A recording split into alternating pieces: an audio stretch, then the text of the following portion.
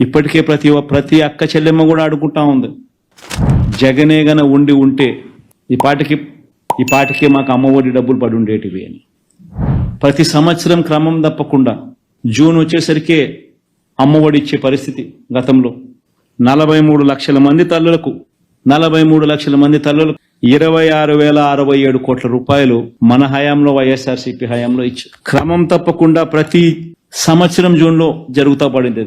ప్రతి తల్లి అనుకుంటా ఉంది. ఈరోజు చంద్రబాబు నాయుడు ఏమన్నాడు, జగన్ అయితే ఒకే 15,000 ఇస్తాడు, ఆ 15,000లో కూడా తాను ఎస్టీఎఫ్ స్కూల్ మెయింటెనెన్స్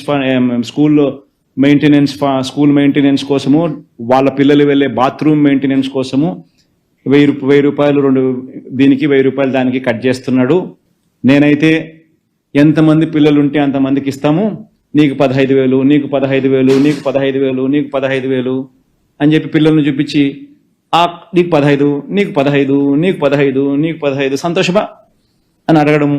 వాళ్ళ అమ్మని చూపించి నీకు 18,000, వాళ్ళ ఇంట్లో ఎవరన్నా ఇంకా ఆడవాళ్ళు పక్కన ఉంటే నీకు 18,000. మీ ఎలక్షన్ క్యాంపెయిన్ అంతా మీరు ఇట్టే చేశారు. ఈరోజు ఆ తల్లులందరూ అడుగుతా ఉన్నారు. 2 నెలలు అయిపోయింది మీ ప్రభుత్వం వచ్చి, మా పిల్లలు బడులకు కూడా మొదలు పెట్టారు. జగన్ ఉండింటే కనీసం మాకు 15,000 అన్నా వచ్చేది. జగన్ లేకపోయేసరికి ఉన్న 15,000 పోయింది, ఇస్తా ఉన్న 15,000 పోయింది. అమ్మఒడి అని పేరు మార్చి దానికి తల్లికి వందనం అని చెప్పి పేరు పెట్టారు. తల్లికి వందనం అని పేరు పెట్టినారు, ఆ తల్లికి శతకోపం పెడతా ఉన్నారు. ఎన్డీఏ ప్రభుత్వం అధికారంలోకి వచ్చే ముందల చాలా స్పష్టంగా ఎంతమంది బిడ్డలు ఉంటే అంతమంది బిడ్డలకి ఇస్తామని హామీ ఇస్తాం జరిగింది. ఆ హామీకి మేము కట్టుబడి ఉన్నాం. మంత్రులందరితో కూడా మేము చర్చిస్తున్నాం. గతంలో జరిగిన లోటుపాట్లు జరగకూడదనేది మా లక్ష్యం. మీరన్నట్టు గతంలో 15,000 రూపాయలని, తర్వాత అది కాస్త నెక్స్ట్ ఇయర్ 14,000కి అయింది, తర్వాత 13,000కి అయింది. 1,000 రూపాయలు టీఎంఎఫ్ అన్నారు, ఇంకో 1,000 రూపాయలు ఎస్ఎంఎఫ్ అని అది ఆ డబ్బులు తీసుకుంటాం జరిగింది. అంతేకాకుండా ఎలిజిబిలిటీ క్రైటీరియా కూడా మార్చడం జరిగింది అధ్యక్ష.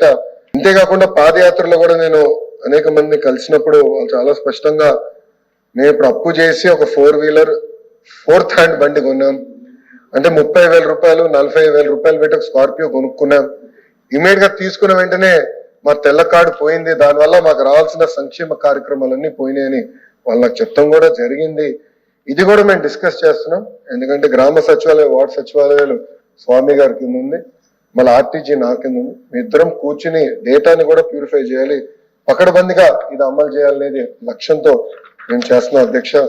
మీకు ఎలాంటి సందేహంలో అవసరం లేదు. అర్హులు ఎంతమంది ఉన్నా ఇవ్వాలనేదే ఎన్డీఏ ప్రభుత్వం లక్ష్యం, అది మేము సాధిస్తాం. రెండోది, ఇది బోర్డు ప్రభుత్వం ప్రైవేట్ పాఠశాలలకు వెళ్లే విద్యార్థులకి వర్తిస్తుంది. ఇంకో పక్కన పెద్దలు అన్నట్టు అధ్యక్ష, 2019 నుంచి 24తో పోల్చితే నాడు నేడు కార్యక్రమం ద్వారా వేలాది కోట్ల రూపాయలు ఖర్చు పెట్టిన విషయం వాస్తవం. కానీ ఎందుకు విద్యార్థులు తగ్గారు?